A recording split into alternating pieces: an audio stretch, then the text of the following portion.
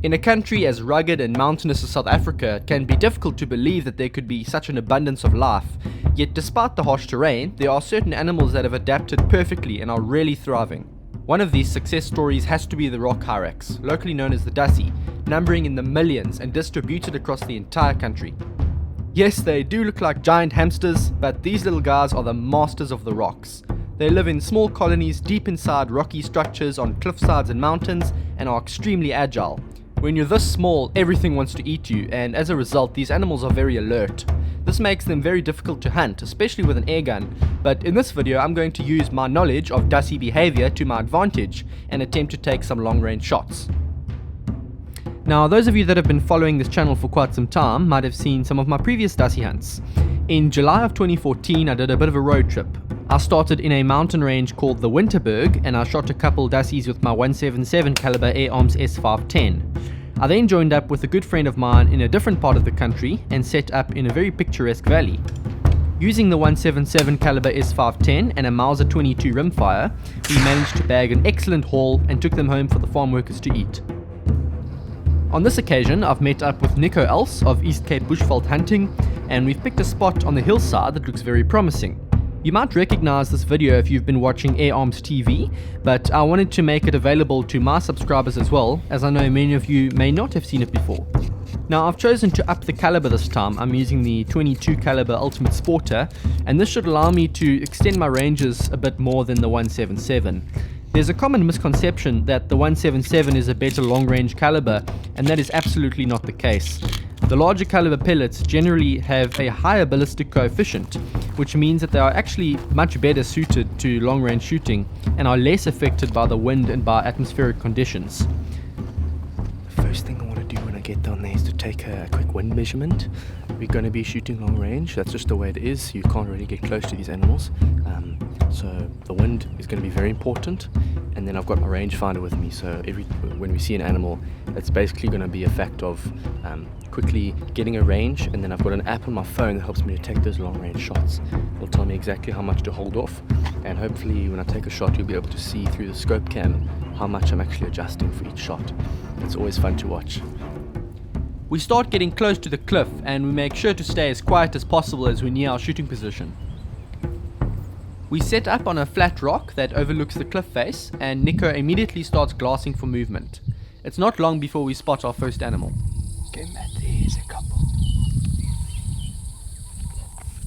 73 meters. Oh, 73, okay.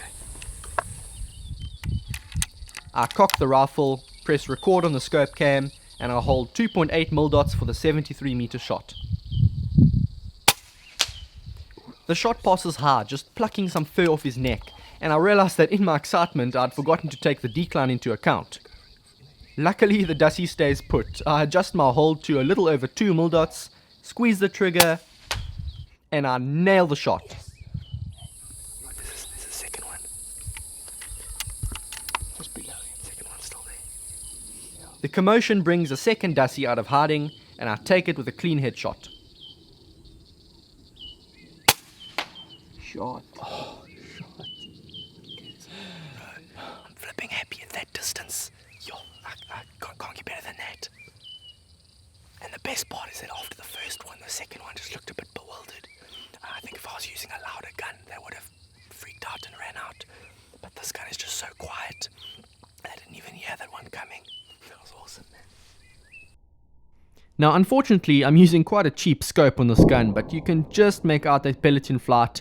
And this is a good example of how small your margin for error is. If that pellet was just a centimeter or two lower, that animal would have been dead. And it's a wake-up call that I actually need to be more critical when trying to estimate the angle of the shot. The advantage of taking long-range shots with a silenced airgun is that you often get a second chance, and I make sure on this shot that I don't make the same mistake twice. You have to take headshots or spine shots on dassies because a heart and lung shot, despite being just as effective, will take a few seconds to kill the animal, and by that time it's in its hole and it's impossible to retrieve. I'm not just here to kill, I'm here to get meat, so it's headshots or nothing. Dassies are herbivores. They can often be seen in the trees and bushes close to their homes, eating the leaves and branches, but the best time to hunt them is mid-morning when the sun begins to heat up the rocks. You'll see them emerging from their homes and warming themselves up, and this is generally the time you want to hunt them. At this point, I decided to take the scope cam off. The glare on the screen was making it really difficult to shoot, and I wanted to give myself the best possible chance. We don't see anything for quite some time, apart from some kudu down in the valley and a pair of red falcons. But eventually Nico spots some movement up on the ridge. Okay, there's one there. Matt, you see where that river phobia is sticking out? You just go straight down into that crack. Oh, there's a flat rock above the crack. Okay. It's sitting right on the edge there.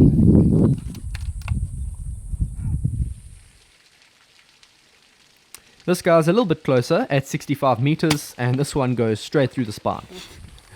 Nice. He dropped straight down. That was another head or spine shot. I think I might have got him in the neck. It was at a bit of a strange angle. But he went straight down. Very, very happy with that. I think that's 3 for the day. I think I'll probably call it a day now. We waited for a long time for that last one. They're probably quite spooked now. But man, what a day. That was awesome. We make our way along the cliff to retrieve the animals, and it's only when I look back that I realize exactly how far I'd been shooting. This was no easy feat, so I couldn't be happier with the way it turned out. It was quite tricky getting down some of those rocks, but I don't believe in letting any animal go to waste, so it was important that we did retrieve them. A quick look at the last animal I'd shot confirms a good neck shot, and we move on to retrieve the first 2. Alright, so here are our first 2 dassies. It's been a long, hard, hot day. We are exhausted right now and we are sweating like pigs.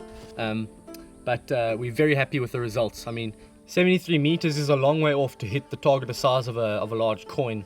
But we did it. These are the first 2 here.